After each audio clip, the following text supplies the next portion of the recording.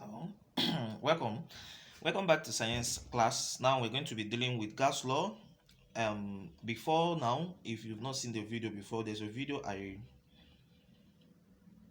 posted about gas law where I did introduction of gas law and what we'll be covering in this topic. And then if you've not seen the video before, I think you should see it. And now let us go into the calculation. First of all, gas laws. In gas law, like I said before, gas law has something to do with the volume.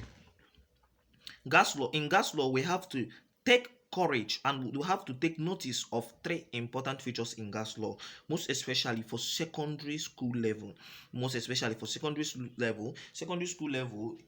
Like we call it here in Nigeria. In some other countries it can be high school, but in Nigeria here, the secondary standard level will have the volume, we have the pressure, and then we'll have the temperature.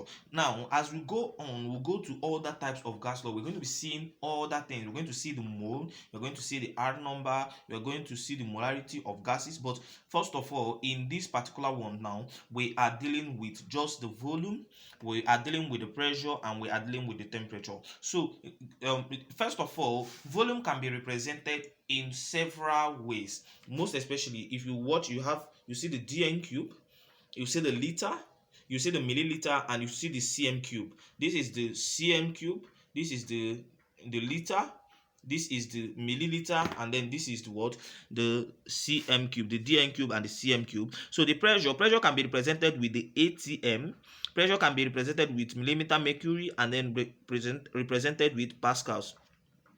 Pressure can be represented with atm, pressure can be represented with millimeter mercury, and then it can be represented with what? Pascal. Temperature can be represented with 0 degrees Celsius and then 0 degrees Kelvin. Now this doesn't mean actually that it is the only representation we'll have here, but most times in questions this is the representation they use to give questions. This is not just the only representation. So as we go, whichever one you are given, I will also show you how you can do conversions to get them to the ones you want to do. Let's come back here. You see the general conversion for volume. The general conversion for volume: 1 liter of a volume is equals to 1 dn cube of the same volume.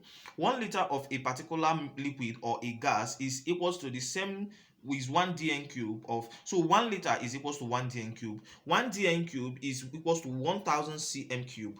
1 dm cube is equals to what? 1000 cm cube. 1 milliliter is equals to 1 centimeter.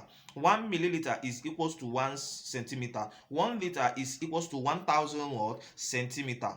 1 liter is equals to 1000 centimeter. So 1000, 1 dm cube is equals to 1000 millimeter. So this thing is something you have to have offhand. You have to know it so that whenever you are given a question, you know what to answer. Now, if you're given a question and the volume is given in liters, you know what to do. You know how to convert it to what? Dm cube. If you're given in dm cube, you know how to convert it to what? Cm cube. If you're given in milliliter, you know how to convert it to what? Cm cube. If you're given in liters, you know how to convert it to cm cube. So this is what you have to know. Just memorize it, you cram it, and then you have it in your heart so that whenever a question is asked, you won't be thrown off balance by the figures you were given. Because if you are thrown off balance by the figures you're given, trust me, you're going to have very, very wrong answers. Most especially in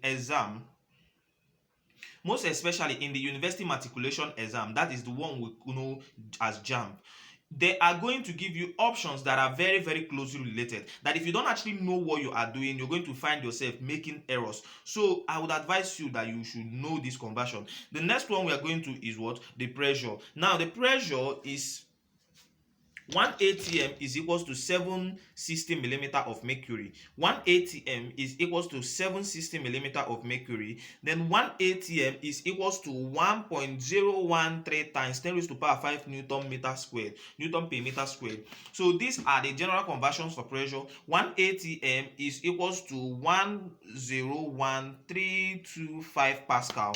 It is 101,325 pascal, and 1 pascal is equals to 1 newton per meter cube, 1 newton per meter squared. 1 newton per meter squared. So these conversions, you must know it. Sometimes your pressure can be given to you in millimeter of mercury, sometimes it can be given to you in the atm, and sometimes it will be given to you in newton per meter squared, or even in the pascals, or anything you are given, you know the conversion. This atm mean atmospheric pressure. Atmospheric pressure of 1.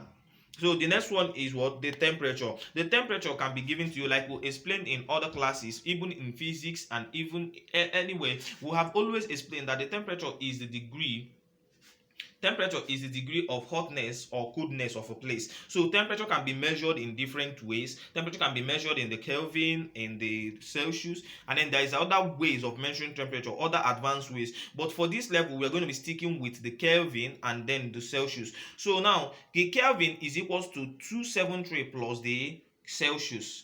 The Kelvin is equals to 273 plus the Celsius. So if you're given a pressure in the Celsius and you want to solve with the Kelvin, you're going to add 273 to the value you were given. If you're given a pressure in Celsius and if you're given Kelvin and you want to solve in Celsius, you're going to subtract 273 from the Kelvin you were given. So no matter whether the value is a negative value or is a positive value, you are not supposed to care. You're just supposed to subtract it.